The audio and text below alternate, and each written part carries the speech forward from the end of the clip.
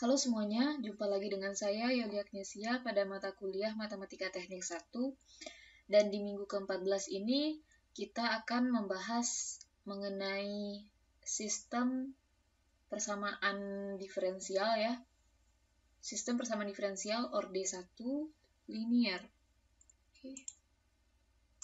Nah, jadi sekarang kalau pada beberapa pertemuan sebelumnya kita hanya membahas sebuah persamaan linear orde 1. Nah, kalau sekarang kita akan membahas sistem. Nah, kalau sistem artinya nanti dia akan memiliki beberapa buah persamaan diferensial dan di sini khususnya kita akan bahas linear orde 1-nya. Oke. Nah, sebagaimana yang terlihat di sini sistem persamaan linear dari persamaan diferensial orde 1 terdiri dari beberapa persamaan. Nah, di sini ada contohnya 1 sampai n persamaan, di mana setiap persamaan itu dia adalah persamaan terhadap fungsi t dan x ya di sini. Nah, di sini fungsi f-nya ini adalah fungsi linear terhadap x1, x2 dan xn. Nah, kalau misalnya dia tidak linear, artinya kalau ada perkalian antara x dengan x atau x nanti dengan si turunannya, maka dia akan menjadi persamaan diferensial orde 1 yang tidak linear, sistemnya maksud saya. Nah, oke.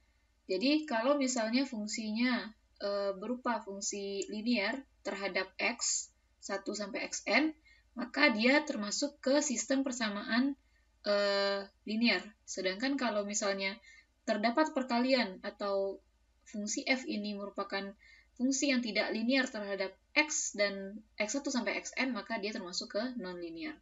Nah, sistem dengan orde yang lebih tinggi ini juga bisa kita definisikan seperti itu ya. Nah, ini khusus untuk persamaan yang orde satunya saja, sistem persamaan orde satunya saja. Nah, kita lihat di sini ada sebuah contoh. Nah, ini contoh ini adalah kasus atau permasalahan pada bagian subbagian 3.8 ya. Di sini ya ini kalau nggak salah ini ya pegas ya. Pegas yang pergerakannya bisa kita nyatakan ke dalam persamaan seperti ini. Nah, di sini persamaan diferensialnya berupa orde kedua ya, karena turunan kedua di sini. Nah, persamaan orde kedua ini bisa kita convert atau bisa kita jadikan ke dalam bentuk sistem persamaan ke satu sistem persamaan yang berorde 1 seperti itu. Nah, dengan cara memisalkan x1-nya dengan u. Nah, oke, sekarang jadi gini ya. Kita itu kerjanya sekarang adalah kita punya di sini adalah orde, PD orde 2. Karena di sini turunannya kedua ya, paling tinggi. Nah, ini akan kita ubah ke dalam orde 1 tapi berupa sistem nanti. Sistem persamaan diferensial linear. Nah, kenapa ini linear? Karena di sini tidak ada ini ya, dia linear fungsi di sini. Orde atau kalau bisa umumnya aja, kita akan merubah ke sistem PD orde 1. Nah, bagaimana caranya?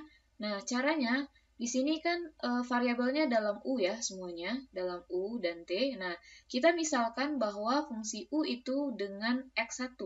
Nah, lalu untuk U aksennya atau turunan U-nya dengan X2.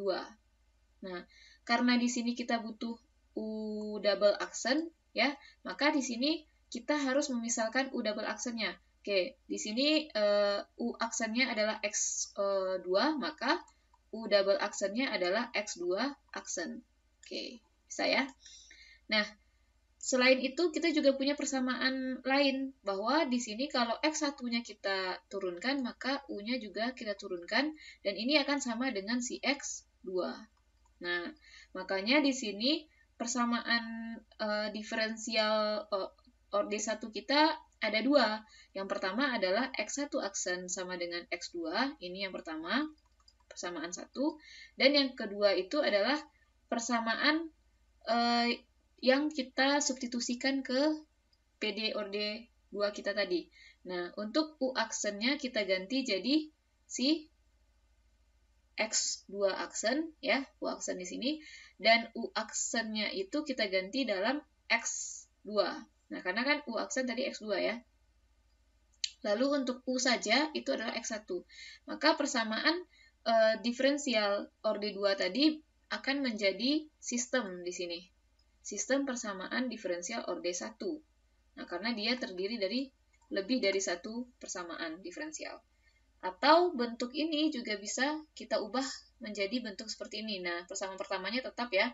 Ini tetap. Nah, persamaan keduanya bisa kita ubah, kita pindah ruaskan suku kedua dan suku ketiga ke ruas kanan. Nah, seperti ini.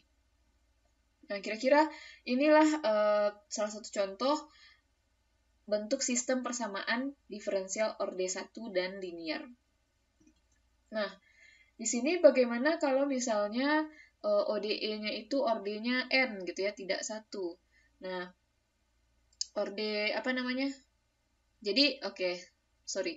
Jadi maksudnya di sini kita akan melihat ODE dengan orde lebih dari 1 dan akan kita jadikan persistem persamaan diferensial yang linear orde 1. Nah, kita punya terlebih dahulu misal persamaan diferensial orde N.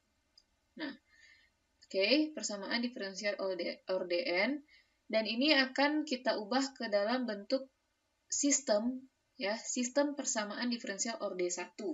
Bagaimana caranya? Ya, untuk setiap variabel y-nya dengan turunan-turunannya itu kita misalkan dengan variabel baru, yaitu x1 sampai xn indeksnya.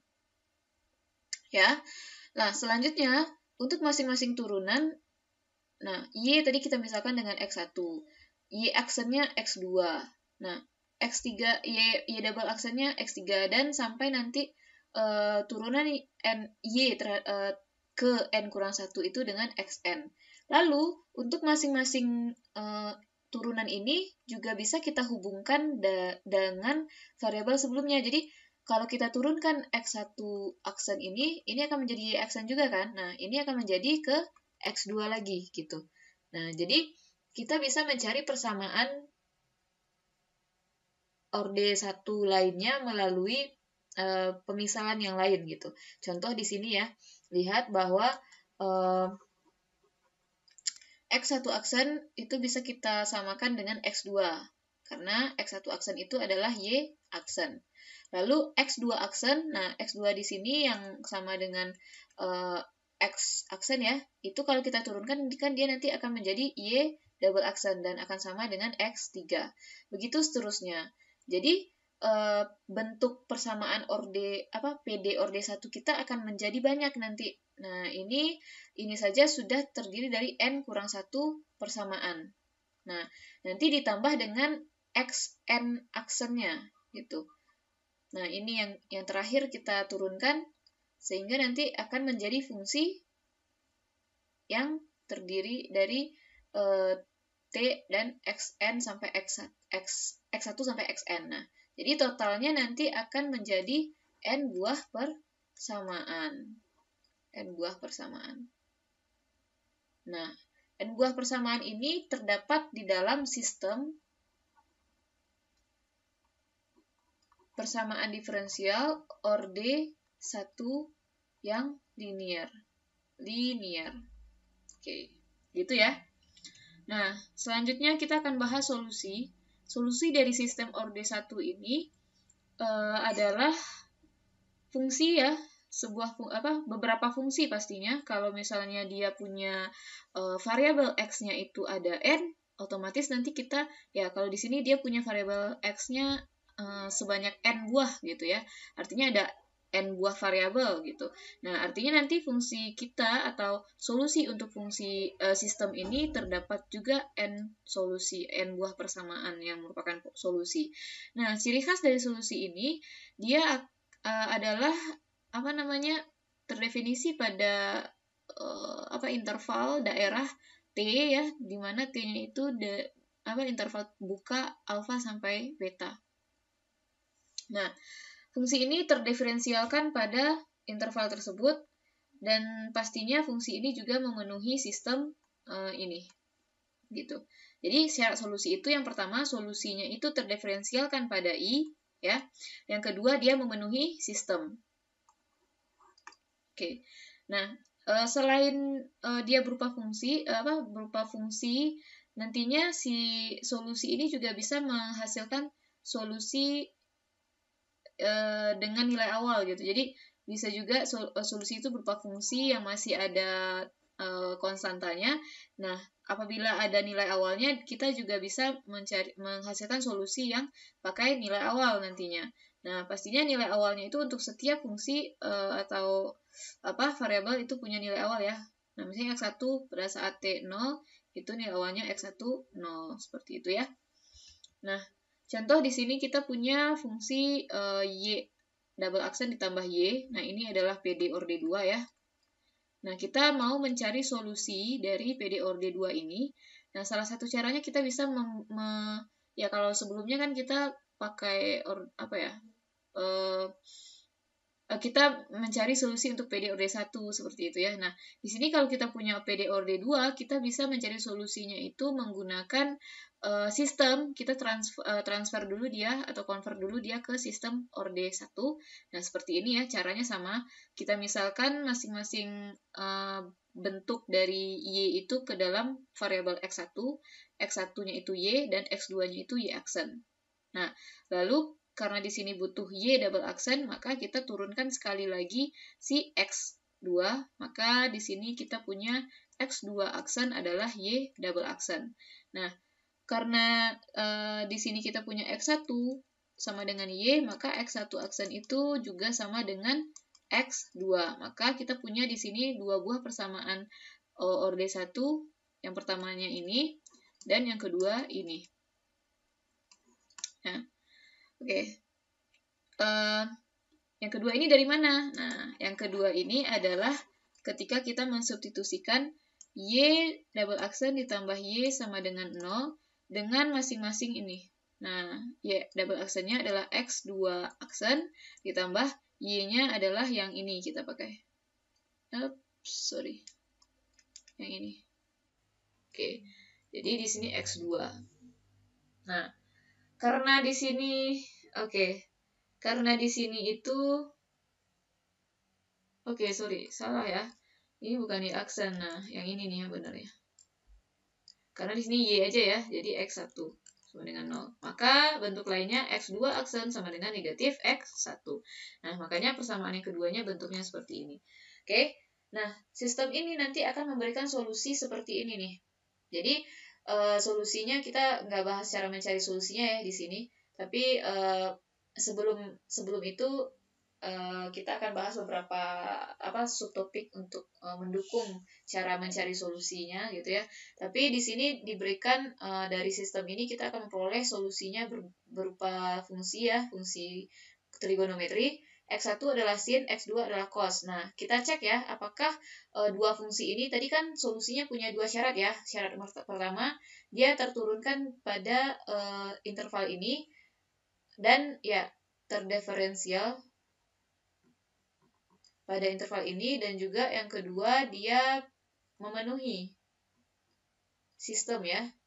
Nah, bisa kita lihat turunan pertama dari X1 aksen ini adalah cos T.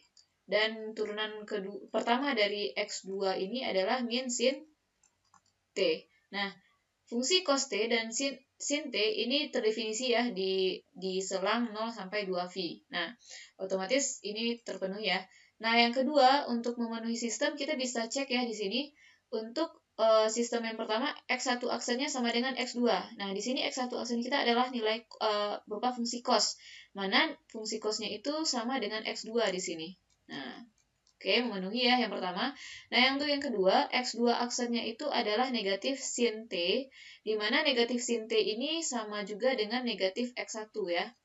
Nah, jadi solusi kita memenuhi sistem. Nah, seperti itu contohnya ya. Nah, di sini ada beberapa teorema. Teorema yang pertama mengatakan bahwa jika fungsi atau bentuk fungsi PD OD1 kita itu kontinu ya, F1 sampai Fn itu kontinu pada daerah R, di mana daerah R-nya itu adalah X1 sampai Xn, dan X1 sampai Xn-nya ini juga terdefinisi pada masing-masing interval ini ya. Nah, oke. Lalu, ini untuk T, nah ini untuk X1 maksudnya. Nah, dan juga dia punya nilai awal seperti ini.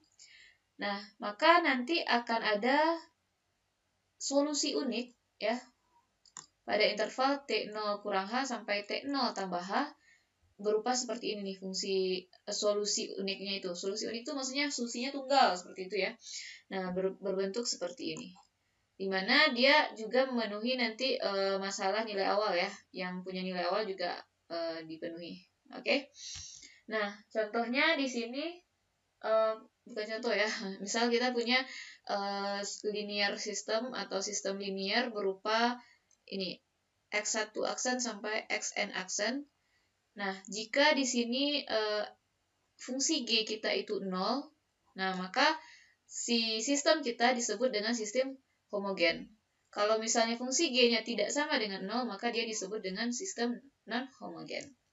Nah, untuk teorema yang kedua, kalau misalnya untuk masing-masing koefisien X-nya itu kan ini ada P, lalu ada fungsinya itu G, jika setiap koefisien dari X1 sampai Xn-nya itu berupa fungsi kontinu pada interval ini, ya, dan dia juga punya T0-nya pada interval, dan dia punya nilai awal gitu ya, maka solusinya juga unik seperti ini, dan dia memenuhi masalah nilai awal juga nantinya. Oke, demikian saja pembahasan mengenai pengantar untuk sistem persamaan diferensial OD1 yang linear ya. Oke.